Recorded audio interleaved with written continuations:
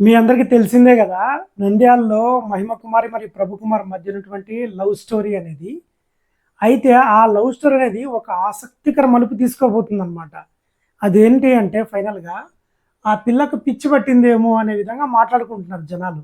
అంటే కొన్ని రకాల లైవ్ ఛానల్స్‌లో గాని, లేకుంటే ఈ పాప మాట్లాడిన విషయాలను అనలైజ్ చేస్తే గాని ఈ యొక్క విషయం బయటకొస్తది.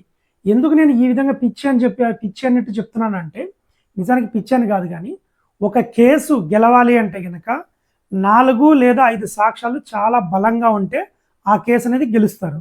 అదేవిధంగా ఆ కేసు నీరు గారిపోయి ఆ కేసు ఒక్కసారిగా డిస్మిస్ కావాలి అంటే గనక ఒకటి లోక్ అదాలత్‌లోకి పోవాలి. లేదంటే గనక ఎవరో ఒకరికి అటువైపు గాని, ఇటువైపు గాని ఎవరో ఒకరికి పిచ్చి ఉంది అని ప్రూవ్ చేయాలనమాట. మెంటల్లీ అన్‌ఫిట్ అని ప్రూవ్ చేసినట్లయితే ఆ కేసు అనేది డిస్మిస్ అవుతది.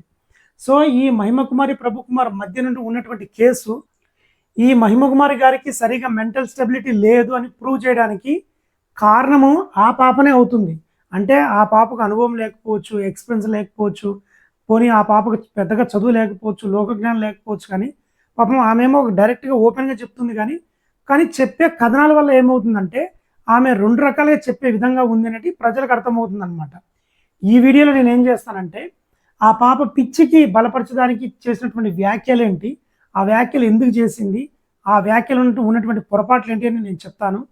తర్వాత ఆ బిడ్డ ఈ వ్యాఖ్యలను ఎలా సరిదిద్దుకోవాలి? నేను మెంటల్లీ ఫిట్ అని ఎలా నిరూపించుకోవాలి అనే విషయాన్ని గూడా నేను ఈ వీడియోలో కన్క్లూజన్ ఇస్తాను. ఓకే. ఎక్కడ మిస్ అవ్వకుండా చూడండి. ఇప్పుడు విషయానికొచ్చినట్లయితే, ఈ పాప ఫస్ట్ చెప్పినటువంటి కాంట్రోవర్షియల్ ఏందంటే, నేను కిచెన్‌లో ఉన్నాను. అతను బట్టలు ఉతుకుతూ ఉన్నాడు. అయితే అతను ఏ పక్క నుంచి వచ్చాడో నాకు తెలీదు గానీ, నన్ను పట్టుకొని బలాత్కరించాడు. తర్వాత అక్కడి నుంచి కిచెన్ రూమ్ నుంచి మంచం దగ్గర తీసుకుపోయాడు అని చెప్పిందనమాట. అయితే ఇక్కడ కాంట్రోవర్సీ ఏందంటే, బట్టలు ఉతుకుతున్నాడు అంటున్నావు. ఏ సైడ్ నుంచి వచ్చి పట్టుకున్నాడో నాకు తెలీదు అంటున్నావు. కాబట్టి 2 మాటలు మాట్లాడుతున్నావు నువ్వు అని చెప్తున్నారనమాట. కాబట్టి ఈ విషయాన్ని కూడా ఆ బిడ్డ వివరణ ఇచ్చింది. ఓకే. ఆ విషయం పక్కన పెడితే, నిన్న వీకేఆర్ గారి లైవ్‌లో మీరు మాట్లాడినటువంటి అత్యంత పొరపాట్లు ఏంటి అంటే నేను ఇప్పుడు ఎక్స్‌ప్లెయిన్ చేస్తా చూడండి. షాలేం రాజు గారికి రెండో ఫ్యామిలీ ఉందని చెప్పావు. నెక్స్ట్ వచ్చేసి ఇద్దరు ఆడపిల్లలు ఉన్నారనే విషయాన్ని చెప్పావు. దాని తర్వాత 2 సార్లు బాప్టిజం ఇచ్చారనే విషయాన్ని చెప్పినావు. ఈ విషయాలనేవి నువ్వు కొత్తగా ఏం చెప్పవు. నువ్వేం చెప్పినావంటే, నాకు ప్రభుకుమార్ గారు చెప్తే నేను చెప్పాను. ఎందుకంటే ప్రభుకుమార్‌తో నేను చాలా సాన్నిహిత్యంగా ఉన్నాను. దాని తర్వాత అతనితో నేను చాలా క్లోజ్‌గా మూవ్ అయ్యాను కాబట్టి, చాలా క్లోజ్‌నెస్ ఉంటేనే ఇలాంటి తండ్రి సన్నిధికి సంబంధించినటువంటి విషయాలు నాతో పంచుకున్నాడని చెప్పావు. నీ పాయింట్ ఆఫ్ వ్యూ కరెక్టే. కాకపోతే ఈ విషయం చెప్పక ముందే కొన్ని రోజుల క్రితమే ఈ జాన్ పాల్ గారు, తర్వాత వీకేఆర్ గారు శాలం రాజు గారికి ఇండైరెక్ట్‌గా ఉందని డిక్లేర్ చేశారు. కానీ జాన్ పాల్ గారు ఇప్పుడు తండ్రి సన్నిధి గదా! చిలక సన్నిధి అని పేరు పెట్టేసి ఒక వీడియో చేశాడనమాట. అర్థమైందమ్మా? అంటే దీనివల్ల ఏమవుతుందంటే, అంటే ఆయన కొంచెం ఉంటాయి కదా! కేసులు అవి నుంచి తప్పి డైరెక్ట్‌గా తండ్రి సన్నిధి అంటే ఆయన మా మీద కేసు పెట్టడము కానీ, లేదంటే స్ట్రైక్ చేయడం గానీ ఇవన్నీ ఉంటాయి కాబట్టి, ఇండైరెక్ట్‌గా చిలక సన్నిధి అని చెప్పేసి మొత్తం చెప్పాడు. ఇప్పుడు నువ్వు చెప్పిన ఇదైతే శాలేం రాజు గారికి రెండో ఫ్యామిలీ, ఇద్దరు ఆడపిల్లలు ఇవన్నీ ఉన్నాయో, ఇవన్నీ ఆల్రెడీ జాన్ పాల్ గారు కవర్ చేశారు. అయితే ఇండైరెక్ట్‌గా కవర్ చేశారు. ఇప్పుడు ఈరిగాడి ఇంట్లో ఇద్దరు ఆడపిల్లలు ఎవరని ఆడపిల్లల గురించి మాట్లాడారు. ఒక షార్ట్ వీడియోలో వెరైటీగా అనిపించింది. ఒకతను డ్రమ్‌లో కూర్చోబెట్టి బాప్టిజం ఇస్తున్నారని ఒకసారి మాట్లాడారు. ఇది మాట్లాడినారు. శాలేం రాజు అంటే సెకండ్ ఫ్యామిలీ అని ఇండైరెక్ట్‌గా ఈ యొక్క విషయాన్ని గురించి కూడా ఇండైరెక్ట్‌గా మాట్లాడినారు ఆల్రెడీ. ఇంక తర్వాత అదే కాకుండా మీరు పాస్టర్‌కి 5,000 గౌరవ వేతనం ఇస్తారు. అక్కడ ఏం జరుగుతది? దాని తర్వాత ప్రార్థన, తోట ఇవన్నీ మాట్లాడిపోయినారనమాట ఆయన. ఆల్రెడీ జాన్ పాల్ గారు మాట్లాడినారు. క్లియర్‌గా ఆ యొక్క వీడియోస్ రికార్డెడ్‌గా ఉన్నాయి. ఇప్పుడు ఆ వీడియోలను నువ్వు గమనించి, ఆ వీడియోలను జాగ్రత్తగా ఒక కట్టు కథలాగా అల్లి చెప్తున్నావేమో అని నీ వైపు డిఫెన్స్ లాయర్ గారు క్వెషన్ ఏస్తే నువ్వు ఏం సమాధానం చెప్తావు? అర్థమైందా? ప్రభుకుమార్ గారు నాకు చెప్పారు అని నువ్వు చెప్పావు. ఎక్కడ చెప్పాలి ఈ విషయాలు? ఆఫ్‌లైన్‌లో ఏదన్నా అతను ఈ వీకేఆర్ గారు మరీ చెప్పమ్మా అని గుచ్చి అడిగినప్పుడు ఆయనకి ఏదన్నా వాట్సాప్ కాల్‌లో చేసి చెప్తే అదొక విధంగా ఉండేది. ఇప్పుడు మీరు ఆన్‌లైన్ ప్లాట్‌ఫామ్ మీదకొచ్చేసి ఈ విధంగా పూర్తిగా చెప్పినట్లయితే ఆల్రెడీ చెప్పిన విషయాలే కదా! నువ్వు కొత్తగా ఏం చెప్పినావు? ఇప్పుడు అటువైపు అపోజిషన్ వాళ్ళు ఏమంటారు? అమ్మ నువ్వు చక్కగా ఒక కట్టుకథను అల్లుకొనొచ్చి చెప్తున్నావు. ఆల్రెడీ చెప్పిన విషయాన్ని అక్కడ చిలక సన్నిధి అన్నారు. నువ్వు డైరెక్ట్‌గా శాలేం రాజు గారు తండ్రి సన్నిధి అంటున్నావు అంతే. ఏం తేడా లేదు. నువ్వు కొత్తగా ఏం చెప్తున్నావు? ఏం సాక్ష్యం ఇచ్చినట్టు? సాక్ష్యం ఇవ్వలే. నువ్వే కత్తి నూరి వాళ్ళ చేతిలో పెట్టి నన్ను పొడవండి అని చెప్తున్నావనమాట. నీ సాక్ష్యాన్ని నువ్వే పాడు చేసుకుంటున్నావు. యాక్చువల్‌గా నేను 4 రకాల సాక్ష్యాలు ఉంటాయని నా యొక్క ముందు వీడియోలో చెప్పాను. అందులో బలమైన సాక్ష్యాలు, బలహీనమైన సాక్ష్యాలు అని చెప్పాను. బలహీనమైన సాక్ష్యాలు ఈ ఓరల్ సాక్ష్యాలు అనేటివి బలహీన సాక్ష్యాల కిందికి వస్తాయని నేను క్లియర్‌గా ఎక్స్‌ప్లెయిన్ చేశాను. నీ దురదృష్టం ఏందంటే నీవు తెలిసి మాట్లాడినావో, తెలియక మాట్లాడినావో గానీ, నిన్న వీకేఆర్ లైవ్‌లో మాట్లాడిన మాటలేంటివి ఈ బలహీనమైన సాక్ష్యం అని చెప్పాను కదా! ఇవన్నీ కాదు. నీ మాటలే నీకు ఉరిగా కాబోతున్నాయి. నీ మాటలే నీకు పిచ్చిదానిలాగా నిలబెడుతున్నాయన్నమాట. ఎందుకంటే కట్టుకథ అల్లినావని క్లారిటీగా చెప్తున్నాను. ఆల్రెడీ వాళ్ళు వీడియోలు చేశారు. ఆ వీడియో కాన్సెప్ట్ స్క్రిప్ట్‌ని నువ్వు కొంచెం మార్చి చెప్పినావా అని అన్నట్టుంది అంతే తప్ప, ప్రభుకుమార్ నీతో సాన్నిహితంగా ఉండి చెప్పినట్టు లేదది. నిజంగా నీకు చెప్పి ఉండొచ్చు గాక. కానీ ఆల్రెడీ ఈ యొక్క స్క్రిప్ట్ ఆల్రెడీ దీనికి సంబంధించి వీడియోస్ మార్కెట్‌లో తిరుగుతున్నాయి గదా! కాబట్టి నువ్వు చెప్పిన మాటలు నీకే నెగెటివ్ అయిపోయినాయి. ఓకే. ఇదొక పిచ్చిది. ఎందుకంటే కట్టుకథలు అల్లి చెప్తుందనే విధంగా వాళ్ళు మాట్లాడుతున్నారు. రైట్.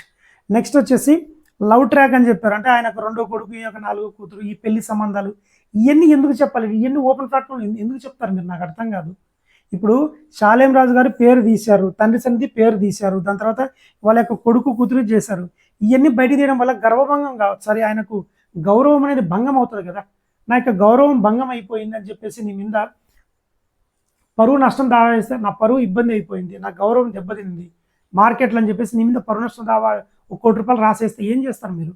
ఆ విధంగా మీరు పోరాడగలుగుతారా? లేదు కదా! మహిమ కుమారి ఎందుకు ఇలాంటి మాటలు మాట్లాడినారు మీరు లైవ్‌లోకి వచ్చేది కరెక్ట్ కాదు. నువ్వు పిచ్చిదానివని చేయడానికి ఈ మాటలే నీ మాటలే ఇప్పుడు నిలబడుతున్నాయి. నీ కేసు నువ్వే నీరు గార్చుకుంటున్నావు ఎవరో గాదు. ఈ వీడియో కూడా నేను ఎందుకు చేస్తున్నానంటే ఈ కేసును నువ్వు చేసిన పొరపాట్లేంటి? దాన్ని ఎలా సరిదిద్దుకోవాలనే విషయం చెప్తున్నా. ఓకేనా? రైట్. ఇప్పుడు ఈ షాలేం రాజు గారు వీళ్ళు ఉదాహరణ చెప్తున్నా మీకు. ఈ షాలేం రాజు గారు నా మీద రకరకాలుగా మాట్లాడిందని చెప్పేసి మీ పైన కేసేసి ఈమె యొక్క మెంటల్ స్టెబిలిటీ బాగలేదని చెప్పారనుకోండి. అప్పుడు జ్యుడిషియల్ వాళ్ళు ఏం చేస్తారు? నీకు మెంటల్ దాన్నేమంటారు? నీ మెంటల్ స్టెబిలిటీ ఎలా ఉందని చెప్పేసి ఒక గవర్నమెంట్ హాస్పిటల్‌కి చెక్ చేయమంటారు. ఒక డాక్టర్ ఎంబీబీఎస్, ఎఫ్ఆర్‌సీఎస్ లాంటి డాక్టర్స్ ఉంటారు కదా! వాళ్ళ దగ్గర నుంచి పంపిస్తారు. ఇప్పుడు వీళ్ళు ఇంత పవర్‌ఫుల్‌గా ఉన్న వీళ్ళ వ్యక్తులు ఒక చిన్న డాక్టర్ సర్టిఫికేట్ మెయింటైన్ చేయడం పెద్ద కష్టం అవుతదా? ఈ బిడ్డకు హార్మోనల్ ఇంబాలెన్స్ ఉన్నది. ఒక్కోసారి కొంచెం మెదడు కొంచెం తేడాగా ఉంటుంది. ఇబ్బంది పడతది. ఒక్కోసారి డెసిషన్ సరిగ్గా చెప్పలేదని ఒక చిన్న స్టేట్మెంట్ రాసిస్తే నీ కేసు ఎంటబడి డిస్మిస్ అయిపోతది. వాళ్ళేసిన పిటిషన్ హైకోర్టులో వేసినటువంటి ఆ యొక్క కేసు హైకోర్టు వాళ్ళు కింది కోర్టుకి వెళ్ళమన్నారని చెప్పారని మీరు ఆనందపడుతున్నారు కదా! నీ కేసు ఇంకా ఎక్కడ ఫెయిల్ కాకుండా ఫెయిల్ అయిపోతది. షాలేం రాజు గారి కేసు ఇస్తే నువ్వు ఇరుక్కుపోతావు కదా! నా పెద్దన్న వ్యవసాయ వేదాలని మాకు తెలీదు. ఇప్పుడు ఒక చిన్న యూట్యూబర్‌ను ఒక ఒక నిన్న మొన్న యూట్యూబ్ ఛానెల్ పెట్టిన నాకే ఇన్ని తెలివితేటలుండి నేనే ఇన్ని విషయాలు మాట్లాడుతున్నానంటే అక్కడ లా చదివారు. లా అండ్ ఆర్డర్ చదివిన వాళ్ళు ఉంటారు. వాళ్ళకి తెలీదా? ఎక్స్‌పీరియన్స్ ఉంటాయి. ప్రాక్టీస్ ఉంటాయి. వాళ్ళకి తెలియవా ఇలాంటి విషయాలన్నీ? మీరు చెప్పాలి ఇలాంటి ఓపెన్ ప్లాట్‌ఫామ్ మీదకొచ్చి. రైట్. నెక్స్ట్ వచ్చేసి సేమ్ ప్రభుకుమార్ కూడా సేమ్ ఇదే చెప్తాడు.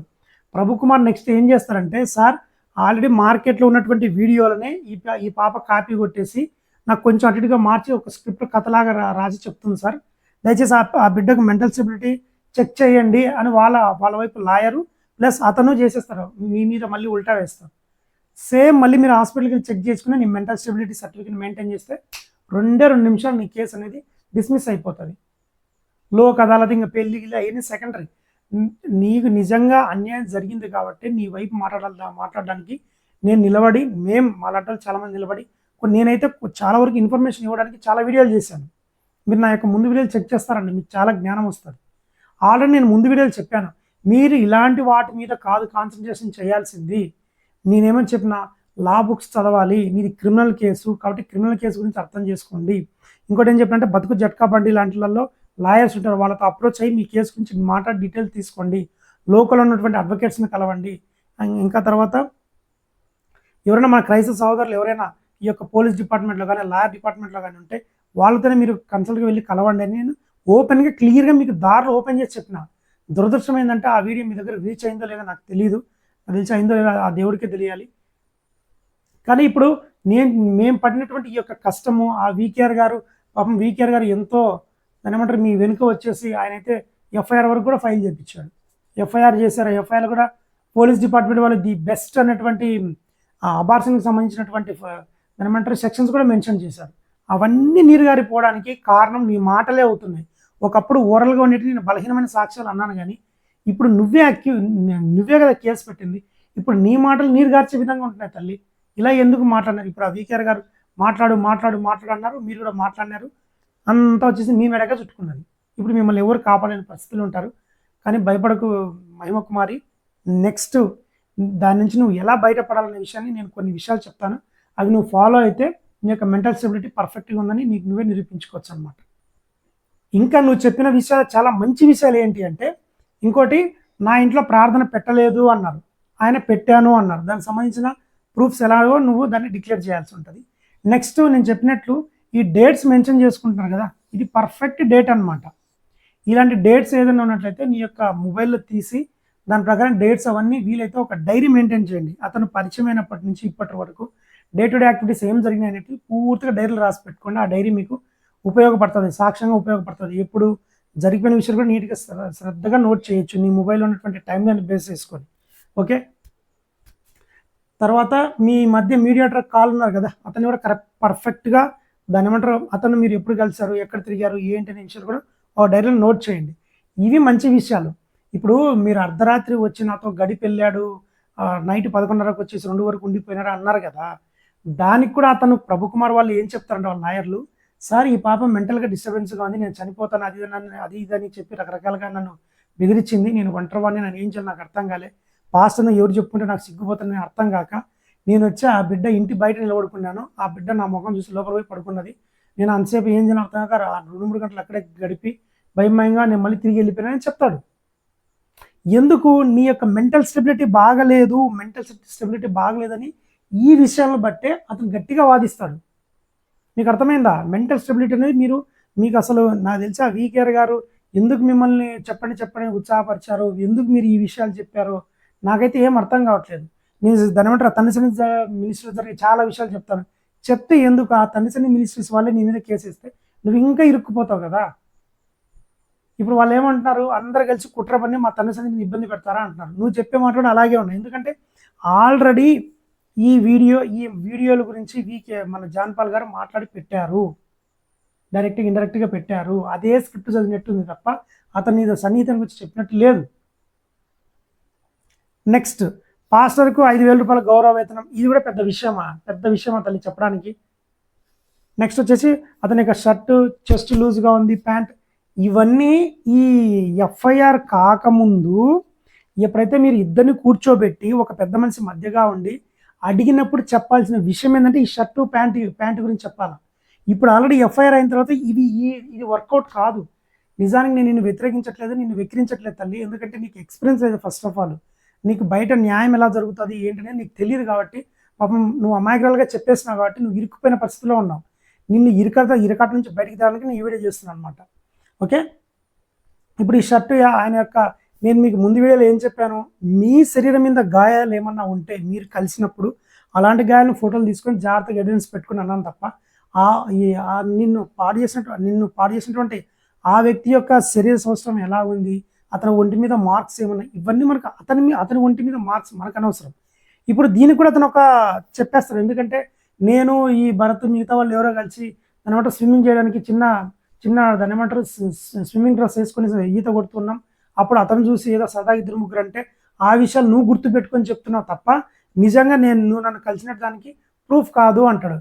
లేదు ఈ మార్క్స్ నేను ఎలా చెప్పగలుగుతానంటే సింపుల్, ఒక కట్టుకథ అల్లినావు, ఆల్రెడీ ఈ కథ ఇవే కదా, ఆల్రెడీ నువ్వు చెప్పినట్టు ఇవే కదా కట్టుకథలు అంటారు, మెంటల్లీ స్టెబిలిటీ లేదు అంటారు. ఓకే, సరే ఇంతవరకు అయింది, మెంటల్ అంటారు, అవన్నీ కాదు. నువ్వు మెంటల్లీ ఫిట్ అని ఎలా ప్రూవ్ చేయాలి, ఎవరికి, అటు పోలీసులకైనా, ఇటు న్యాయ వ్యవస్థకైనా, తర్వాత ఇటు మాలా బయట యూట్యూబర్స్ ఎవరు మాట్లాడుతున్నా సరే వాళ్ళకి మెంటల్లీ ఫిట్ అని ఎలా ప్రూవ్ చేయాలంటే ఇప్పుడు నేను కొన్ని పాయింట్లు చెప్తాను, అవి ఫాలో అవ్వు, నువ్వు మెంటల్లీ ఫిట్ అయినట్టు ప్రూవ్ అవుతుంది. ఓకే, ఇప్పుడు ఈ కేసు యొక్క సొల్యూషన్ చూద్దాం. అంటే ఆల్రెడీ నువ్వు మెంటల్లీ ఫిట్ అని నిరూపించుకోవాలన్నమాట. అవి దానికి చేయడానికి కొన్ని రకాల పద్ధతులు ఉన్నాయి, చూడండి అమ్మ ఒకసారి. నువ్వు మెంటల్లీ ఫిట్ అని చెప్పేసి ప్రైవేటు, గవర్నమెంట్, మల్టీ లొకేషన్ డాక్టర్తో మీరు సర్టిఫికేట్ పొందాల్సి ఉంటుంది ఇమ్మీడియట్గా. ఉదాహరణకు మీరు నంద్యాల ఉన్నారు కదా, పక్కనే కర్నూలు ఉంటుంది, కర్నూలు యొక్క మెడికల్ హాస్పిటల్కి వెళ్ళి అక్కడైనా మెంటల్ హాస్పిటల్ ఉంటే అక్కడ నేను మెంటల్లీ ఫిట్ ఉన్నానని చెప్పేసి ఒక సర్టిఫికేట్ తీసుకోవాల్సిన అవసరం ఉంటుంది. అట్ ద సేమ్ టైం మీరు మీ పక్కనటువంటి ఒక కడపకి వెళ్ళండి, అక్కడ రిమ్స్లో వచ్చేసి ఆల్రెడీ మెంటల్ హాస్పిటల్ ఒకటి ఉంది, మల్టీ సూపర్ స్పెషాలిటీ హాస్పిటల్, అక్కడ కూడా వెళ్ళి మీరు మెంటల్లీ ఫిట్ అని ఒక సర్టిఫికేట్ పొందాల్సి ఉంటుంది. అదేవిధంగా ప్రైవేట్ హాస్పిటల్స్ ఏమైనా ఉన్నట్లయితే చుట్టుపక్కల ఏదైనా ఆ ప్రైవేట్ హాస్పిటల్ కూడా వెళ్ళి మీరు మెంటల్లీ ఫిట్ అని అనేటువంటి సర్టిఫికేట్ మీరు ఇమ్మీడియట్గా పొందాల్సి ఉంటుంది. మీరు ఏమాత్రం లేట్ చేసినా సరే మీరు మెంటల్గా అన్ఫిట్ అని వాళ్ళు ప్రూవ్ చేశారంటే ఈ కేసు వితిన్ 2 to 3 మంత్స్లోనే డిస్మిస్ అయిపోతుంది. ఓకే, ఇది. నెక్స్ట్ వచ్చేసి ఫెయిర్ మెడికల్ హిస్టరీ. అంటే మీ మీ యొక్క మెడికల్ హిస్టరీని చక్కగా మీరు మెయింటైన్ చేయండి. అంటే చిన్నప్పుడు మూర్ఛ ఉందా, లేదంటే ఎక్కడైనా కింద పడ్డారా, లేకుంటే ఇటువంటి చిన్న చిన్న యాక్సిడెంట్లు అయినాయా, ఇలాంటి అన్నిటికి సంబంధించి ఎక్కడైనా మీరు ట్రీట్మెంట్ తీసుకున్నట్లయితే దానికి సంబంధించిన రికార్డ్స్ పక్కా మెయింటైన్ చేయండి. ఎందుకంటే ఆ ఇంజరీస్ వల్ల తర్వాత ఏదైనా మెంటల్ వచ్చిందేమో అలాంటిది విషయాలు ఏమీ లేకుండా పర్ఫెక్ట్గా మీ యొక్క మెడికల్ హిస్టరీని మెయింటైన్ చేయండి. నెక్స్ట్ వచ్చేసి మీరు ఇమ్మీడియట్గా కారు నేర్చుకోవడానికి ట్రై చేయండి. ఎందుకంటే మెంటల్గా ఉండేవాళ్ళు కారు నేర్చుకొని పెద్దగా తోలేంత పర్ఫెక్ట్ ఉండరు. కాబట్టి మీరు 4 వీలర్ లైసెన్స్ అప్లై చేసేసి ప్లస్ అదేవిధంగా 2 వీలర్ లైసెన్స్ కూడా అప్లై చేసేసి మీరు 2 వీలర్ మీకు వస్తుందో రాదో నాకు తెలియదు. 2 వీలర్ అంటే గేర్లు వేసే బండి అనమాట. గేర్లు వేసే బండి తోలే సామర్థ్యాన్ని పెంచుకోండి. ప్లస్ అదేవిధంగా కారు నేర్చుకొని కారు తోలడం కూడా నేర్చుకోవడం స్టార్ట్ చేయండి ఇమ్మీడియట్గా. ఓకే, ఇది కూడా మెంటల్లీ ఫిట్ అవ్వడానికి ఒక ఇండైరెక్ట్గా ఉపయోగపడుతుంది. నెక్స్ట్ వచ్చేసి పాస్పోర్ట్ అప్లై చేయండి. పాస్పోర్ట్ అప్లై చేసినట్లయితే మీ దగ్గరికి పోలీస్ ఎంక్వైరీ వస్తాడు. ఆయన కూడా మీరు మెంటల్లీ ఫిట్ అని చెప్పేసి ఆయన దగ్గర కొన్ని కాలమ్స్ ఉంటాయి. అవన్నీ కాలమ్స్ టిక్ కొట్టి మీకు పాస్పోర్ట్ రావడానికి ట్రై చేస్తారు. ఇది కూడా మీకు యూజ్ అవుతుంది. నెక్స్ట్ వచ్చేసి ఎనీ మ్యూజికల్ ఇన్స్ట్రుమెంట్ నేర్చుకోవడానికి ట్రై చేయండి. ఏదంటే గిటార్ కానీ లేదంటే పియానో కానీ. ఎందుకంటే మెంటల్గా డిస్టర్బెన్స్ ఉండేవాళ్ళు ఇటువంటి మ్యూజిక్ వాయిద్యాలు చక్కగా వాయించలేరు, వల్ల కాదు. కాబట్టి ఒక మ్యూజికల్ ఇన్స్ట్రుమెంట్లో మీరు ఇమ్మీడియట్గా జాయిన్ అవ్వండి ఏదైనా సరే. నెక్స్ట్ వచ్చేసి కంప్యూటర్ కోర్స్, ఏదైనా కంప్యూటర్ కోర్స్ అంటే C++, జావా, దాని తర్వాత అంత పెద్ద లేకపోయినా మీకు అందుబాటులో ఉన్నటువంటి MS కమాండ్స్, MS ఆఫీస్ ఇలాంటి చిన్న చిన్నవి ఉంటాయి కొన్ని. ఏమంటారు డిజిటల్ మార్కెటింగ్, ఇలాంటి చిన్న చిన్న ఏదైనా నేర్చుకునే దానికి ఏదైనా సరే సర్టిఫికేట్ కోర్సులో జాయిన్ అవ్వండి. సర్టిఫికేట్ నేను చెప్పిన ప్రతి దాంట్లో కూడా నీకు సర్టిఫికేట్ ఇచ్చేది ఇస్తుందా లేదా కనుక్కొని ఇస్తామంటేనే జాయిన్ అవ్వండి. ఓకే, నెక్స్ట్ వచ్చేసి సంగీతం అంటే చాలా రకాల సంగీతాలు ఉంటాయి. మీరు ఇమ్మీడియట్గా ఏదో ఒక సంగీతం క్లాస్లో జాయిన్ అవ్వండి. ఎందుకంటే అక్కడ సంగీతంలో సరిగమలు చెప్తారు. సరిగమ నుంచి కొన్ని కోట్ల ట్యూన్స్ బయటికి తీయచ్చు. అందుకే మీకు హిందీ, తెలుగు, తమిళ్ ఎన్ని రకాల భాషలు ఉన్నా సరే, ఎన్ని రకాల పాటలు పాడినా సరే మన ఇండియాలో ఒక ట్యూను ఇంకో ట్యూన్ను 2 మ్యాచ్ అవ్వవు. ఒకవేళ ట్యూన్ మ్యాచ్ చేసినా కూడా సరే మన మైండ్ ఇమ్మీడియట్గా క్యాచ్ చేస్తుంది అనమాట. కాబట్టి సరిగమలు నేర్చుకోవడం చాలా కష్టం. దాన్ని నేర్చుకోవడానికి ట్రై చేయండి.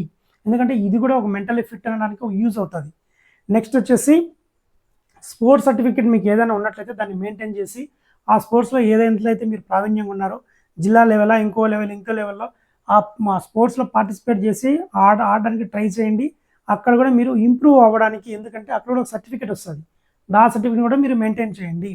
నెక్స్ట్ డిస్టెన్స్లో అంటే మీరు డైరెక్ట్ కాలేజ్ పోతున్నారు లేదో నాకు తెలియదు. కాలేజ్ పోయినట్లయితే హ్యాపీ, ఎందుకంటే వాళ్ళు కాండక్ట్ సర్టిఫికేట్లో సాటిస్ఫాక్టరీ అని రాసిస్తారు. కాబట్టి అది కూడా హెల్ప్ అవుతుంది. లేని పక్షంలో మీరు డిస్టెన్స్ ఎడ్యుకేషన్కి అప్లై చేయండి. అంబేద్కర్ ఓపెన్ యూనివర్సిటీతో ఏదో ఒక డిగ్రీనో లేదంటే ఇంకోటి చదవడానికి ట్రై చేయండి. ఎందుకంటే మెంటల్గా డిస్టర్బెన్స్ ఉన్న వాళ్ళు చదివి ఎగ్జామ్ రాసేంత కెపాసిటీ ఉండదు. కాబట్టి మీకు ఉంది కాబట్టి ప్రూవ్ చేసుకుంటారు అనమాట. ఇది మీరు ఇమ్మీడియట్గా స్టార్ట్ చేయండి. నెక్స్ట్ వచ్చేసి మీరు ఏదన్నా మీకు ఆల్రెడీ మీకు బైబిల్ ఇవన్నీ వెళ్తున్నారు కదా, ఆల్రెడీ బైబిల్కి సంబంధించి సర్టిఫికేట్ కోర్సులు ఉంటాయి కొన్ని. అంటే 6 months, 1 year, 2 బీటెక్, ఎంటెక్ ఏంటంటే చాలా ఉంటాయి. ఆ సర్టిఫికేట్ కోర్సులు ఆన్లైనా ఆఫ్లైనా మీరు వీలైతే ఇమ్మీడియట్గా జాయిన్ అవ్వండి. మీకు దగ్గరలో ఉన్నటువంటి రోమన్ క్యాథలిక్ మిషన్స్ వాళ్ళు మీరు అప్రోచ్ అయినారంటే వాళ్ళ దగ్గర పర్ఫెక్ట్ సర్టిఫికేట్ రికార్డు మెయింటైన్ చేస్తారు. సో మీరు ఈ విధంగా నాకు తెలిసిన విధానాలు కొన్ని రాశాను. ఈ విధానాల్లో మీరు ఇమ్మీడియట్గా పర్ఫెక్ట్ అయితే కనుక మీరు మెంటల్లీ ఫిట్ అని ప్రూవ్ అవుతుంది అనమాట. అలా కాని పక్షంలో మీరు ఇలాగే కేసును వదిలేసి మీరు ఒకటి గమనించారా మేడం గారు, ఎఫ్ఐఆర్ అయిన వెంటనే ఇప్పటి వరకు ప్రభుకుమార్ గారికి పోలీసులు ఫోన్ చేయలేదు. ఎందుకు చేయలేదంటే వాళ్ళు కూడా వెయిట్ చేస్తుంటారు. అంటే వెయిట్ చేయడంలో కూడా ఎంక్వైరీలో ఒక పార్ట్ అనమాట. మనం ఇవాళ ఎఫ్ఐఆర్ ఇవ్వగానే రేపు పొద్దున పోలీసులు రంగప్రవేశం చేయరు. అంటే కేసును బట్టి వాళ్ళు కూడా డెసిషన్ తీసుకుంటూ ఉంటారు. ఇప్పుడు మీరు లేట్ చేసే కొద్దీ మీలో ఒక కొత్త కోణం బయటపడింది. మీకు పిచ్చి అనే ఆరోపించే కాడికి వచ్చారు. నీకు పిచ్చి లేదని ప్రూవ్ చేసుకోవాల్సిన బాధ్యత నీదే. ఇప్పుడు నేను చెప్పినటువంటి ఇంతకుముందు నేను చెప్పినా కదా ముందు వీడియోలో మెడికల్ సాక్ష్యాలు, డిజిటల్ సాక్ష్యాలు ఇవన్నీ సెకండరీ అయిపోయినాయి. ఇప్పుడు ప్రైమరీ ఉండాల్సిన ఈ సాక్ష్యాలు ఇప్పుడు మీరైతే డేట్లు చెప్పి ఆ డేట్ ప్రకారం ఎక్కడున్నాడు ఆయన యొక్క కాల్ రికార్డ్ తీయండి, దాని యొక్క లొకేషన్ తీయండి అన్నారు కదా. ఈ సాక్ష్యాలు ప్రైమరీ సాక్ష్యాలు ఉండేటివి, ఈ సాక్ష్యాలు సెకండరీ సాక్ష్యాలు అయిపోయినాయి. ఇవి బలహీనమైన సాక్ష్యాలు అయిపోయినాయి. ఎందుకంటే నీకు మెంటల్గా బాగలేదని వాళ్ళు ఒక నిర్ధారణకు వస్తున్నారు. నీ మాటలే నువ్వు పిచ్చిదాని అన్నట్టు ప్రూవ్ అయ్యేటట్టు అవుతున్నాయి. నువ్వు పిచ్చిదానికి కావనే విషయం నాకు తెలుసు, దేవునికి తెలుసు, అందరికీ తెలుసు. కానీ న్యాయస్థానానికి కావాల్సింది సర్టిఫికెట్స్. విత్ ఏదైనా పేపర్లో ఉంటేనే వాళ్ళు నమ్ముతారు, లేకుంటే నమ్మడం చాలా కష్టం. నీవు చేసిన వాళ్ళు ప్రతి ఒక్క వీడియోల నుంచి కట్ చేసి పెట్టారంటే కనుక నీ సాక్ష్యాలే నీకు బలహీనపరిచిపోయి నీ కేసు నీరుగారిపోయేదానికి అవకాశం ఉంది. కాబట్టి ఆ విధంగా వెళ్ళకూడదనే ఉద్దేశంతో నీ మెంటల్ స్ట్రెంత్ ఏందో నువ్వే నిరూపించుకోవాలి. నాకు తెలిసిన ఈ విధానాల్లో నిరూపించడానికి ట్రై చేయండి. ఇవి కాకుండా ఇంకా ఏమైనా ఎక్స్ట్రా ఉన్నట్లయితే కింద కామెంట్ చేయండి. ఆ బిడ్డ చదివినట్లయితే ఆ బిడ్డకి యూజ్ అవుతాయి. ఓకే, ఈ విషయం పైన మీ యొక్క అభిప్రాయాలను కామెంట్ చేయండి. ఈ విషయం ఇంకొకరు వెళ్ళడానికి లైక్ చేయండి. నా యొక్క ఛానల్ని సబ్స్క్రైబ్ చేసి సపోర్ట్ చేయండి. Thank you.